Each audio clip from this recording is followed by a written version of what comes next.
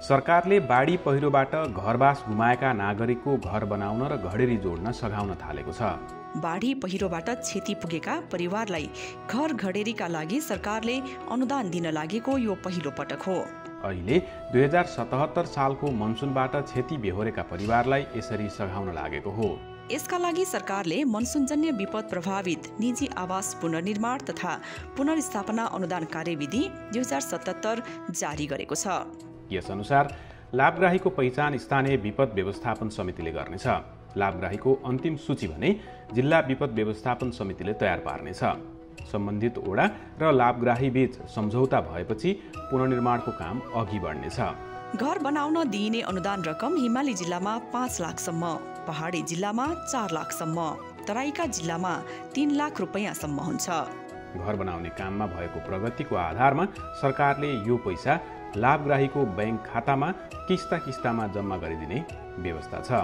बाढी पहिरोले घर बनाउने ठाउँ नै जोखिमपूर्ण बनाइदिएको रहेछ भने सरकारले घडेरीका लागि 3 लाख रुपैयाँसम्म अनुदान पनि दिने भएको छ।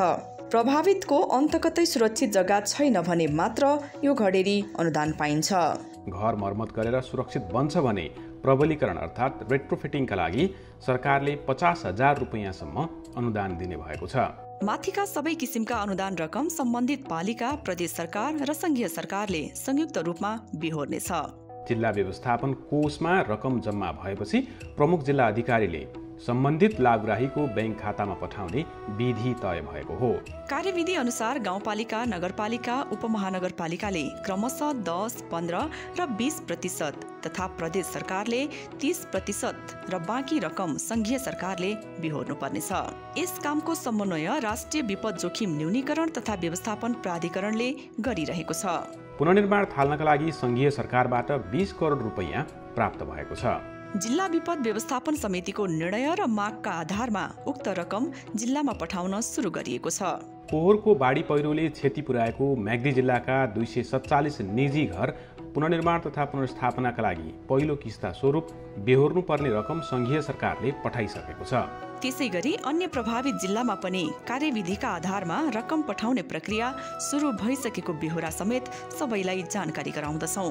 पोहोर बढी प्रभावित जिल्लाहरूमा सिन्धुपाल्चोक, बागलुङ, बाजुरा, अछाम, म्याग्दी, कालीकोट, नुवाकोट, जाजरकोट, दार्चुला, बझाङ, दाङ, गोर्खा, मकवानपुर, तनहु, अर्घाखाँची, स्याङ्जा, रसुवा, धनकुटा, सङ्खुवासभा, गुल्मी, मोरङ लगायत छन्। विपद पश्चातको पुनर्निर्माण तथा पुनर्स्थापनाको काम आफैमा जटिल र चुनौतीपूर्ण हुन्छ। सबै तहका सरकार तथा सरोकारवाला निकाय तथा व्यक्तिहरूको सहयोग नभई यो काम सार्थक हुन मुस्किल हुन्छ। यसर्थ सरकारको यो कल्याणकारी अभियानमा सबैको साथ र सहयोगको अपेक्षा समेत गर्दछौँ।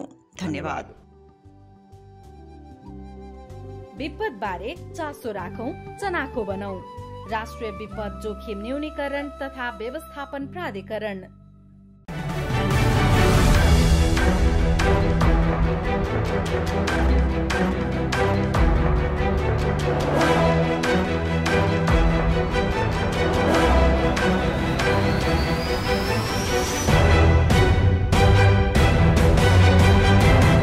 दर्शकवृन्द नमस्कार। कार्यक्रम सुरक्षित नेपालको नयाँ श्रृङ्खलामा यहाँहरूलाई हार्दिक स्वागत छ। म किशोर नेरोला। राष्ट्रिय विपद जोखिम न्यूनीकरण तथा व्यवस्थापन प्राधिकरण र नेपाल टेलिभिजनको संयुक्त प्रस्तुति कार्यक्रम सुरक्षित नेपालमा हामीले नेपालमा हुन सक्ने र जान सक्ने प्राकृतिक र गैर प्राकृतिक विपदबारे यहाँहरूलाई जानकारी दिँदै क्षति न्यूनीकरणका लागि प्रयासस्वरूप हामीले कार्यक्रम निर्माण गर्दै आएका छौँ। साथसाथै प्राधिकरणका हप्ताभरिका गतिविधि समेत कार्यक्रममा चर्चा गर्दै आएका छौँ। आजको श्रृङ्खलामा पनि पछिल्ला प्राधिकरणका गतिविधिहरू लिएर उपस्थित भएका छौँ। दर्शकवृन्द, पछिल्लो समय राष्ट्रिय विपद जोखिम न्यूनीकरण तथा व्यवस्थापन प्राधिकरणको नेतृत्वमा भूकम्पीय जोखिम प्रतिकार्य र व्यवस्थापन सम्बन्धी एक दिने कृत्रिम अभ्यास कार्यक्रम ललितपुरमा सम्पन्न भएको छ। विशेष गरी भूकम्प पूर्व तयारीका लागि उक्त कार्यक्रममा सरकारवाला निकायहरूबीच समन्वय गर्ने र सरकारवाला निकायलाई भूकम्पीय जोखिम र पूर्व प्रतिकार्यको बारेमा जानकारी दिने उद्देश्यका साथ उक्त कृत्रिम अभ्यास सम्पन्न भएको हो। कार्यक्रमको सुरुवातमा यसै सम्बन्धमा तयार पारेको यो विशेष रिपोर्ट प्रस्तुत गर्दैछौँ।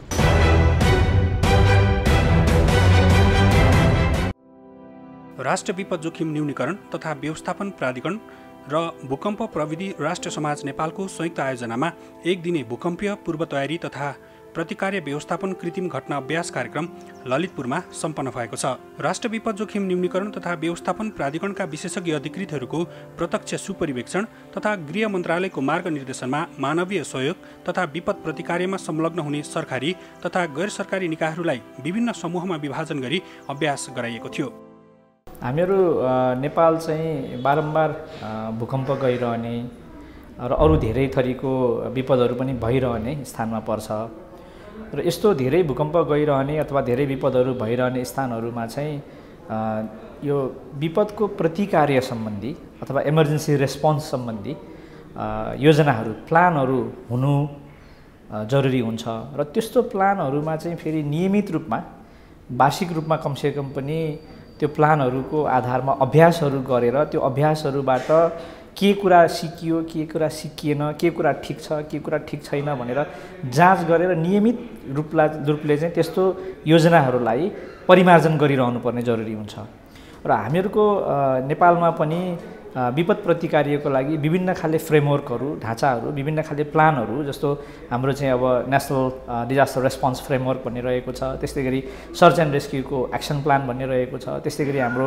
विभिन्न लेभलमा चाहिँ इमर्जेन्सी अपरेसन सेन्टरहरू छन्। ती इमर्जेन्सी अपरेसन सेन्टरहरूको चाहिँ स्ट्यान्डर्ड अपरेटिङ प्रोसिडियरहरू अथवा कार्यविधिहरू रहेका छन् भने यो विभिन्न लेभलमा रहेका प्रतिकार्य सम्बन्धी योजनाहरू फ्रेमवर्कहरू ढाँचाहरूको टेस्ट गर्नको लागि चाहिँ त्यसले कतिको राम्रोसँग काम गर्छन् त भनेर जाँच्नको लागि अभ्यासहरू गर्नु जरुरी हुन्छ र यो अभ्यास यो जुन प्रतिकार्य अभ्यास छ त्यही श्रृङ्खलाको एउटा आज चाहिँ नेपालमा हरेक वर्ष माघ 2 गतेको सेरोफेरोमा भूकम्प सुरक्षा दिवस मनाउने गरिएको छ र अहिले यसपालि 26औं राष्ट्रिय भूकम्प सुरक्षा दिवसको सन्दर्भमा यो राष्ट्रिय पूर्वाभ्यास गरिएको हो र यो पूर्वाभ्यासमा हामीले विशेषतः ठुलो भूकम्प आएको अवस्थामा धेरै ठुलो स्थानमा चाहिँ यसले क्षति पुर्याउँछ असर गर्छ र जस्तो अहिले चाहिँ हामीले बागमती प्रदेश लगायतका अरू पनि कोशी प्रदेश मध्य प्रदेश लगायतका प्रदेशका विभिन्न करिब 20-22 वटा जिल्लाहरूलाई प्रभावित गर्ने गरी त्यत्रो ठुलो भूकम्प गएको खण्डमा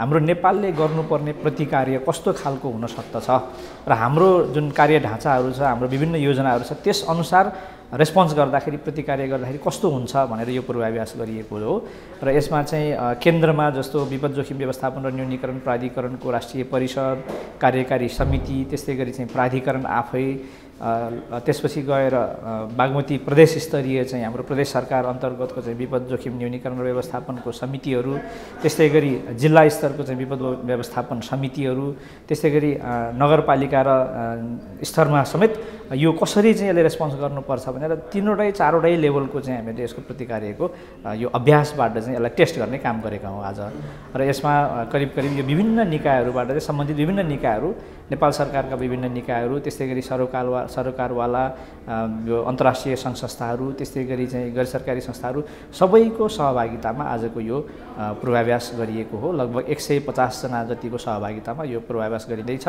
र यो पूर्वाभ्यासबाट आएको सिकाइको आधारमा फेरि हाम्रो योजनाहरू ढाँचाहरूलाई फेरि परिमार्जन गर्दै लैजानुपर्ने हुन्छ। उक्त अभ्यासको मुख्य उद्देश्य विपद पूर्व तयारी प्रतिकार्य तथा व्यवस्थापनमा संलग्न सरकारवाला निकायलाई नेपालको राष्ट्रिय विपद प्रतिकार्यको कार्यढाँचा खोज तथा उद्धारको लागि राष्ट्रिय र रणनीतिक कार्ययोजना तथा राष्ट्रिय आपतकालीन कार्य सञ्चालन केन्द्रको अनुसार केन्द्र प्रदेश जिल्ला तथा स्थानीय स्तरमा मानवीय सहयोगको सम्बन्धमा विपद प्रतिकार्यमा सहभागी हुने निकायहरू जिम्मेवारी समन्वय गर्ने संयन्त्र अन्य आवश्यक व्यवस्थापकीय कार्यहरूको बारेमा अभ्यास दिलाउनु रहेको थियो। यसबाट आएको सिकाइहरूको आधारमा यसबाट आएको फिडब्याकहरूको आधारमा हाम्रो भएका योजनाहरू ढाँचाहरू कार्यविधिहरूलाई परिमार्जन गर्नको लागि यसले महत्त्वपूर्ण सुझावहरू सङ्कलन गर्छ र आगामी दिनमा त्यो दिशामा यसलाई प्रयोग गर्छौँ र त्यस्तै गरिकन यस्तो खालको अभ्यास भनेको फेरि केन्द्रीय स्तरमा मात्रै होइन कि यस्तो किसिमको अभ्यास चाहिँ प्रदेश स्तरमा त्यस्तै गरी जिल्ला स्तरमा त्यस्तै गरी स्थानीय सरकार स्तरमा पनि गर्नुपर्छ र यो एकपटक गरेर हुने कुरा होइन फेरि यो वर्षेनी यस्तो खालको पूर्वाभ्यासहरू गर्नुपर्छ र यो गरियो भने निरन्तर परिमार्जन हुँदै जान्छ एउटा र अर्को के भन्दाखेरि अभ्यासबाट चाहिँ फेरि निरन्तर हाम्रो चाहिँ यो सबै सिस्टममा प्रणालीमा पद्धतिमा चाहिँ यसरी प्रतिकार्य गर्नुपर्ने रहेछ भनेर यो हाम्रो चाहिँ सबैले जानकारी लिएर जानेर बस्ने काम पनि हो क्या, यो सिकेर बस्ने काम पनि हो। यो सिकिसकेपछि उहाँहरूले यही फ्रेमवर्कबाट आफ्नो स्तरमा विभिन्न खाले विधिहरू छन्। अब यो विधिहरूको अभ्यासमा यहाँको सिकाइलाई प्रयोग गर्नु हुन्छ। त्यस्तै गरिकन यहाँ अभ्यासमा सहभागी हुनुभएकोहरूले फेरि आफ्नो स्तरमा विभिन्न खाले योजना बनाउनलाई पनि यसलाई चाहिँ प्रयोग गर्न सक्नुहुन्छ। र यो विपद जोखिम न्यूनीकरण र व्यवस्थापन प्राधिकरणले त्यो दिशामा चाहिँ यसको विधिहरूलाई, कार्यविधिहरूलाई अभ्यासै कसरी गर्ने भन्ने चाहिँ यसको कार्यविधिलाई समेत परिमार्जन गर्न पनि यसलाई प्रयोग गर्नुहुन्छ। यो भूकम्प सुरक्षा दिवसको समितिको सदस्य सचिवको हिसाबले पनि र भूकम्प प्रविधि राष्ट्रिय समाज नेपालकै जुन नियमित रूपमा हामीले गरिरहेको भूमिका हिसाबले पनि हामीले चाहिँ यसमा प्राविधिक रूपले सहजीकरण गरेका हौँ हामीले। र भोलिका दिनमा समेत यस्तै खालको सहजीकरण गर्ने कार्यमा हाम्रो सहभागिता रहन्छ। विपद व्यवस्थापन कार्यलाई अन्तर निकायहरू बीचको समन्वय ढाँचा तथा आबद्ध निकायहरूबाट गरिने प्रतिकार्यबारे एक आपसमा जानकारी गराउनुको साथै प्रक्रियाबारे सहभागीलाई जानकारी गराउने उद्देश्य रहेको थियो। विद्यमान पूर्व तयारी तथा प्रतिकार्य योजना, समन्वय ढाँचा, सूचना प्रणाली तथा प्रक्रियाहरूमा सुधार गर्नुपर्ने पक्षहरूको पहिचान गर्ने लगायतका उद्देश्यहरू कार्यक्रमले तय गरेको थियो। यो कृत्रिम घटना अभ्यास गर्नाले चाहिँ हाम्रा मेकानिजमहरू चाहिँ नि के छन्, कस्ता छन्, अथवा तिनका चाहिँ नि भनौँ न तिनलाई टेस्ट गर्ने एउटा माध्यमको रूपमा हो। किन भन्दा अब जति पनि बनेका हाम्रा चाहिँ नि अब प्रावधानहरू जस्तै अब चाहिँ कार्यविधिहरू होइन, प्रणालीहरूलाई त हामीले टेस्ट गर्नको लागि फेरि चाहिँ अर्को विपद कुरेर बस्ने कुरा भएन। त्यो नहोस् भन्नको लागि चाहिँ यस्तो चाहिँ कृत्रिम घटना अभ्यास गरेर त्यो हाम्रा चाहिँ मेकानिजमले काम गर्छ कि गर्दैन भनेर एउटा चाहिँ टेस्टिङ मेकानिजम हो। त्यही विषयमा नै हामीले चाहिँ एउटा यो राष्ट्रिय स्तरको होइन यो चाहिँ नि भूकम्प परिदृश्यमा रहेर चाहिँ कृत्रिम घटना अभ्यास हामी गर्दैछौँ। अब यसमा हजुरले हेर्नुभयो भने पनि जस्तै अब राष्ट्रिय स्तरमा सहभागी रहेका हाम्रो मन्त्रालय होइन, त्यसपछि गएर अरू विभागहरू, त्यसपछि गएर मानवीय यो सहायतामा क्रियाशील सङ्घ संस्था सबैको यहाँ चाहिँ भेला अथवा सहभागितामा यो अभ्यास चाहिँ सञ्चालन भइरहेको छ। अनि यो चाहिँ अभ्यासले चाहिँ हाम्रो त्यो भनौँ न सिस्टममा चाहिँ रहेका कमी कमजोरीहरूलाई चाहिँ हामीले आइडेन्टिफाई गरेर आगामी दिनमा चाहिँ कसरी यसलाई चाहिँ हामीले जस्तै चाहिँ पुर्ताल गर्दै जाने अथवा त्यसलाई चाहिँ सुधार्दै जाने भन्ने एउटा चाहिँ दिशानिर्देश चाहिँ यो कार्यक्रमले गर्छ। साइमल्टेनियसली हामीले चाहिँ नेसनलदेखि लोकल लेभलसम्म नै हामीले चाहिँ इन्टरभेन्सन गर्नुपर्ने हुन्छ होइन। किन भन्दा जस्तै चाहिँ हाम्रा प्रविधिहरू प्रणालीहरू त माथिदेखि तलसम्म हुन्छ नि त, यो चाहिँ लेभल वाइज गर्ने हो। अहिले स्थानीय उसको चाहिँ नि स्थानीय स्तरको हकमा हेर्नुहुन्छ भने पनि स्थानीय तहमा पनि थुप्रै यस्ता कार्यक्रमहरू हुने गरेका छन्, भएका छन्। विशेष गरी जुन संहिता लागिसकेपछि स्थानीय सरकारहरू गठन भएका छन् नि त, त्यसमा चाहिँ यो पछिल्लो चरणमा चाहिँ उहाँहरूमा पनि सर्टन लेभलको चाहिँ अवेरनेस अथवा जागरुकता यो चाहिँ देखिया छ डेफिनेटली। त्यो हिसाबले चाहिँ यो चाहिँ तहगत रूपमा चाहिँ सबै ठाउँमा भएको देखिन्छ। अब डेफिनेटली नै अझै चाहिँ त्यसमा चाहिँ तपाईँले भने जस्तो स्थानीय तल अझै चाहिँ बढी पुस गर्ने पनि आवश्यकता चाहिँ छ, तर चाहिँ भइरहेको अवस्था चाहिँ छ। विपदमा चाहिँ हामीले सरसर्ती हेर्दाखेरि अहिले जसले जे भने पनि विपद गइसकेपछि तत्काल त्यहाँ परिचालित हुने भनेको सुरक्षा निकायहरू नै हो होइन। किन भन्दा हाम्रो जस्तो देशमा चाहिँ हामीले छुट्टै एउटा तपाईँको विपद प्रतिकार्यको लागि चाहिँ संयन्त्र गठन गर्नको लागि एकदम महँगो विधा हो नि त, महँगो विधा पनि हो, यसलाई चाहिँ टाइम पनि लिन्छ होइन। त्यसले गर्दाखेरि अहिले भइरहेकै सुरक्षा निकायहरूलाई चाहिँ नि परिचालन गरिरहेको अवस्था छ र उहाँले प्रभावकारी ढङ्गमा गर्नुभएको पनि छ। तर चाहिँ नि त्यसका बावजुद अझै पनि के त हाम्रो यो चाहिँ निखार्नुपर्ने, उहाँहरूको क्षमता वृद्धि गर्नुपर्ने आवश्यकता चाहिँ छ। त्यो सम्बन्धी ग्याप पनि यो खालको एक्सर्साइजले चाहिँ यो चाहिँ हाम्रो सिमुलेसनले चाहिँ आइडेन्टिफाई गर्छ। र त्यसपछि अब भोलिका दिनहरूमा चाहिँ उहाँहरूको क्षमता विकासमा पनि के गर्नुपर्छ भन्ने मार्गनिर्देश पनि यो कार्यक्रमहरूले गर्ने गरेका छ। आफ्नो क्षेत्रमा विपद व्यवस्थापनमा आबद्ध सबै निकायहरूको जिम्मेवारीलाई सङ्गठित ढङ्गबाट प्रभावकारी रूपमा विपद प्रतिकार्य गर्ने प्रणालीबारे सबैलाई सुसूचित गर्ने, पहिचान गरिएका सुधार गर्नुपर्ने पक्षहरूलाई विद्यमान पूर्व तयारी, प्रतिकार्य योजना तथा अन्य प्रणालीहरूमा उपयुक्त ढङ्गबाट समावेश गरी थप सशक्त ढङ्गबाट कार्यान्वयन गर्न सक्ने गरी परिमार्जन गर्ने लगायतका उद्देश्यका साथ कार्यक्रम सम्पन्न भएको थियो। जुन किसिमबाट विपद व्यवस्थापन सम्बन्धमा स्थानीय त्यसपछि जिल्ला, प्रदेश र केन्द्रीय सरकारसँग जुन किसिमको समन्वयकारी भूमिका हुन्छ यो चाहिँ अत्यन्त महत्त्वपूर्ण रहेछ। र एउटा टेबल टप भन्दा बित्तिकै नीति निर्माण तहमा हामी बस्दाखेरि कतिसम्म हामी तयारी हुनुपर्दो रहेछ, कतिजनासँग हामी समन्वय गर्नुपर्दो रहेछ र विशेष गरी स्थानीय तहको रेस्पोन्स चाहिँ कति रहेछ भन्ने कुरो धेरै नै यसबाट हामी ज्ञान पायौँ। विपदमा काम गर्दा म स्थानीय तहमा भएर काम गर्दाखेरि एउटा सबभन्दा महत्त्वपूर्ण भनेको मेयर साहबहरूको जुन निर्देशन हुन्छ त्यो नै एउटा सहजकारी भूमिका हुन्छ। उहाँको निर्देशनमा हामी शाखाको तर्फबाट कर्मचारीको परिचालन गर्दाखेरि नेतृत्वले दिएको आदेश जति इफेक्टिभ हुन्छ त्यो नै महत्त्वपूर्ण कुरा हो र समन्वयकारी भूमिकामा शाखाको उत्तिकै भूमिका हुने भयो, तर विशेष गरी मेयर साहबहरूकै बढी भूमिका त्यहाँ देखिन्छ। पहिला त हामीले इम्प्लिमेन्टेसनमा विपद व्यवस्थापन गर्नको लागि पूर्व तयारी सबभन्दा महत्त्वपूर्ण विषय भयो र त्यसमा क्लस्टरहरू छन्, 9वटा क्लस्टरहरूलाई एकदम तयारी अवस्थामा राख्नु पर्यो र सबभन्दा स्थानीय सरकार भनेको वडा लेभलको हुन्छ र वडामा पनि समुदाय लेभलको जुन चाहिँ नि स्वयंसेवकहरू स्वतःस्फूर्त रूपमा स्वयंसेवकहरू परिचालन गर्नको लागि स्थानीय वडामा एउटा स्वयंसेवक खडा गर्न पर्ने र नगर स्तरमा अथवा पालिका स्तरमा एउटा जुन विपदमा प्रतिकार्यमा खटिनलाई एउटा राम्रो किसिमको टिम चाहिँ नि कम्तीमा 15 जनाको टिम चाहिँ नि तयार गर्न पर्ने नगर स्तरमा देखिन्छ भने स्थानीय स्तरमा स्वयंसेवकहरूलाई तालिम प्राप्त गरेर उहाँहरूलाई अपडेटेड बनाएर सामग्रीहरूको पनि स्थानीय स्तरमा वडामा नै व्यवस्थापन गर्न सकियो भने आएको विपदलाई तत्काल चाहिँ नि हामी प्रतिकार्यमा जुट्न सहज हुने देखिन्छ। विपदका घटनाहरू कुनै पूर्व सूचना बिना एक्कासी हुने हुँदा विपद व्यवस्थापनको लागि पूर्व तयारी हुनु अत्यन्त जरुरी हुन्छ। विपद उत्थानशील समाजको निर्माण गर्न सकेमा विपदको क्षतिलाई न्यूनीकरण गर्न कम समय र कम शक्तिमा नै सम्भव हुन्छ र यसका लागि विपद सम्बन्धी ऐन, कार्यनीति, रणनीति क्रमशः निर्माण पनि भइरहेका छन्। विपद उत्थानशील समाज निर्माण गर्न सरकारदेखि नागरिकहरूमा चेतना र सुझबुझ हुन जरुरी छ। यसका अलावा सरकारी तथा गैर सरकारी संस्थाहरूको साथै अन्तर्राष्ट्रिय सङ्घ सङ्गठन, असल छिमेकी तथा मित्र राष्ट्रहरूको सहयोग र सहकार्य पनि उत्तिकै महत्त्वपूर्ण रहन्छ। नेपालमा हालसम्म भएका प्राकृतिक तथा गैर प्राकृतिक विपदहरूको मूल्याङ्कन गर्दा नागरिक स्तरमा जनचेतनाको कमी, स्थानीय स्तरमा विपद पूर्व तयारीको उदासीनता र विपद प्रतिकार्यमा समन्वयको अभाव देखिन्छ। सिमुलेसन्सहरू हैन, त्यो योभन्दा बाहेकका तालिमहरू अनि त्यसपछि गएर चाहिँ स्पेसली क्यापासिटी बिल्डिङ भनौँ न, यसमा चाहिँ योगदान गर्दै आइरहेको अवस्था छ। हाम्रोमा चाहिँ एउटा देखिएको ठुलो ग्याप चाहिँ के छ भन्दा विपदमा खटिएका अब चाहिँ जति पनि हामी खटिन्छौँ नि उहाँहरूमा चाहिँ एउटा चाहिँ क्यापासिटीको चाहिँ त्यो क्षमताको चाहिँ ग्याप रहेको चाहिँ टटकाडा देखिन्छ क्या। त्यही भएर यो क्षमता विकासमा पनि राज्यले चाहिँ आफ्नो लगानी र अरू संयन्त्रबाट पनि लगानी जुटाएर त्यो चाहिँ गर्नुपर्ने आवश्यकता छ। किन भन्दा सबभन्दा पहिला त हामी चाहिँ नि विपदमा काम गर्ने निकायहरूमै आफूमा चाहिँ त्यो क्षमता यदि ह्रास हुने अथवा नभएको अवस्था छ भने त हामीले उहाँलाई अन्य निकायहरूलाई चाहिँ दिशानिर्देश गर्नुपर्ने हुन्छ नि त। त्यो ग्याप हुँदाखेरि क्यापासिटी बिल्डिङमा चाहिँ लगानी गर्नुपर्ने एकदमै आवश्यकता चाहिँ देखिया चाहिँ छ। राष्ट्रिय स्तरमा आपतकालीन तयारी तथा प्रतिक्रियाहरूको सुधार गर्न एक दिने टेबल टक अभ्यासको आयोजना गरिएको थियो।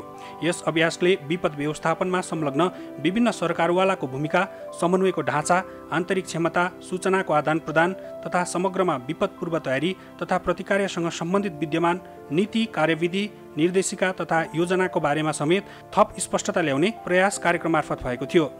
पालिका स्तरमा गर्दाखेरि 4वटा सुरक्षा निकायसँग नै हामी समन्वय गर्छौँ। विशेष त हाम्रो नगर स्तरीय विपद व्यवस्थापन समिति छ र वातावरण तथा विपद व्यवस्थापन समिति भनेर विषयगत समिति छ। विषयगत समितिले गरेका निर्णयलाई नगर स्तरीय विपद व्यवस्थापन समितिमा परिचालन गर्छौँ। नगर स्तरीय विपद व्यवस्थापनमा हाम्रो सङ्घ प्रदेशका चाहिँ सुरक्षा निकायलाई पनि हामी सदस्यको रूपमा आमन्त्रण गर्छौँ र त्यसमा हामी तुरुन्तै सर्वप्रथम हामी नेपाल प्रहरीलाई, त्यसपछि सशस्त्र प्रहरी र नेपाल प्रहरीले हाम्रो पालिकामा धेरै नै राम्रो काम गरेको छ। प्लस ठुला डिजास्टर आउँदाखेरि जस्तो महामारी आउँदा कोभिडको बेलामा नेपाली सेनाको सबभन्दा ठुलो महत्त्वपूर्ण भूमिका रह्यो। सब व्यवस्थापनदेखि लिएर हजुरको हरेक सिमुलेसन गराउनेदेखि लिएर नेपाली सेनाको ठुलो महत्त्वपूर्ण भूमिका रहेको छ भने अरू किसिमका डिजास्टरमा हामीले अहिले चाहिँ नि नेपाल प्रहरी र सशस्त्र प्रहरीलाई परिचालन गरेका छौँ र उहाँहरूलाई हामीले हरेक विपद समितिमा इन्भल्भ पनि गर्ने गरेका छौँ। आगामी दिनमा विपद पूर्व तयारी तथा प्रतिकार्यमा पहिचान गरिएका विभिन्न विषयगत क्षेत्रका नेतृत्व तथा सहनेतृत्व प्रदान गर्ने सरकारी तथा मानवीय सहायता सङ्घ संस्था तथा निजी क्षेत्र सुरक्षा निकायहरू र अन्य साझेदार प्रमुख सरकारवाला निकायहरू बीच एक साथ ल्याई अभ्यास गराउने सोचका साथ अभ्यास कार्यक्रम आयोजना गरिएको थियो।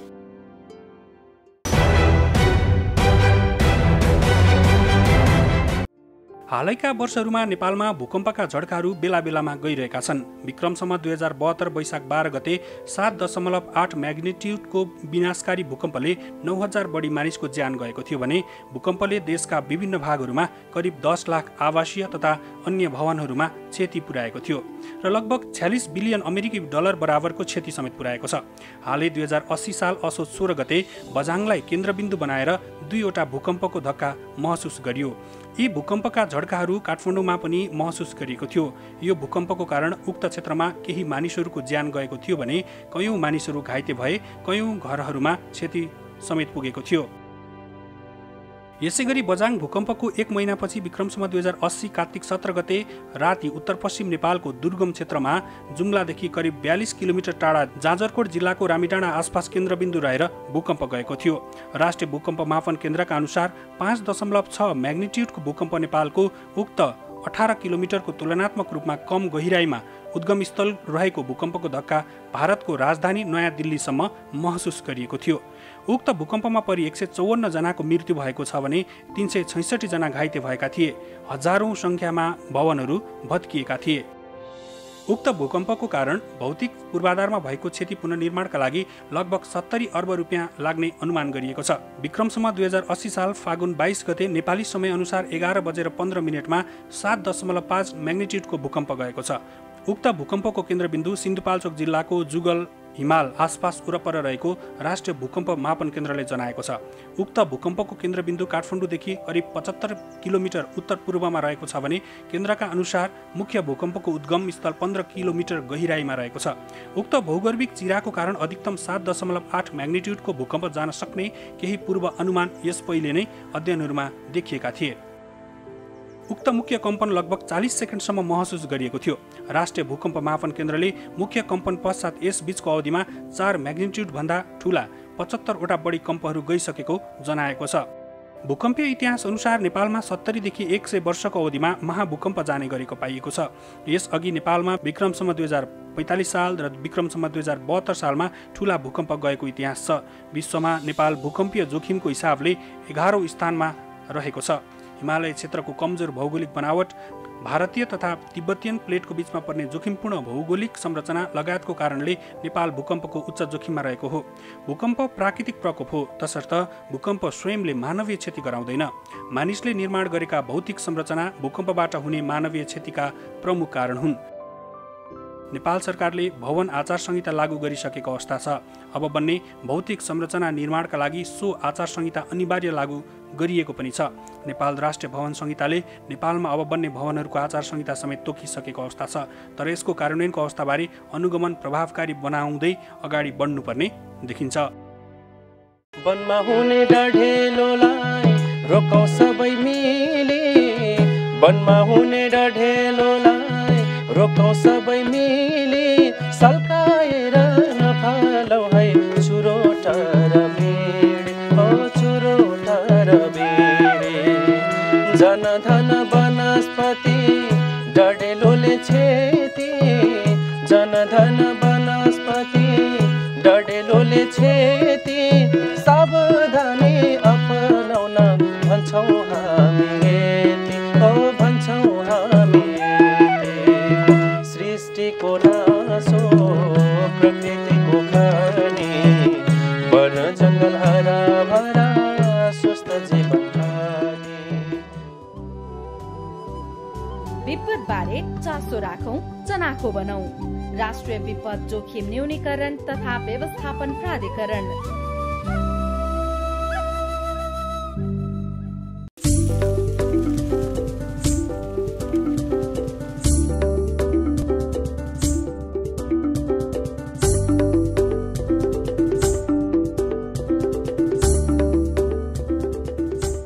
वास्तवमा यो वर्ष चाहिँ डढेलो बढेकै हो। मैले विगत वर्षहरूको 5 वर्षको तुलनात्मक हिसाबले हेरेको थिएँ।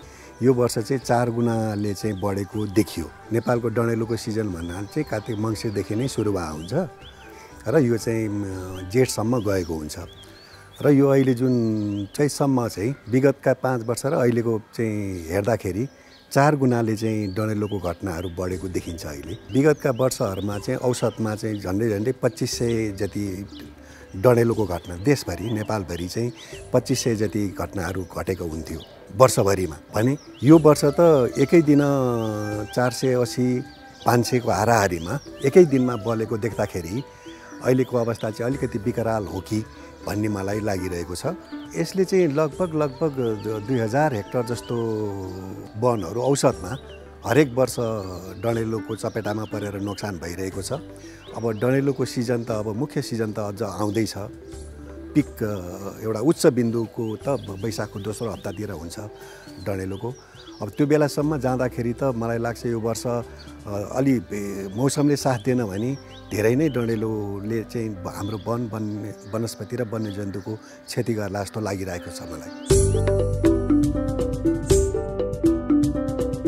एउटा अध्ययनले झन्डै 64% डडेलोको कारण त मान्छेले जानी लगाएको देखिन्छ।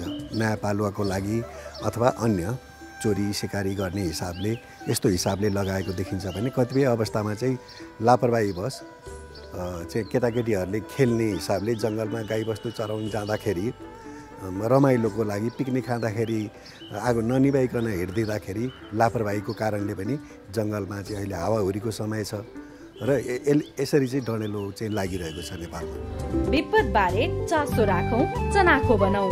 राष्ट्रिय विपद जोखिम न्यूनीकरण तथा व्यवस्थापन प्राधिकरण।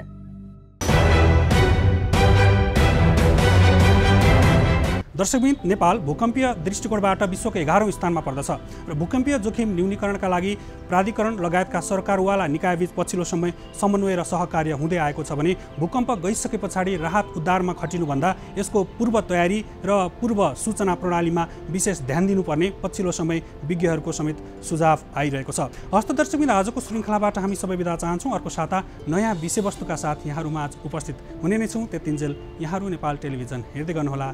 नमस्कार।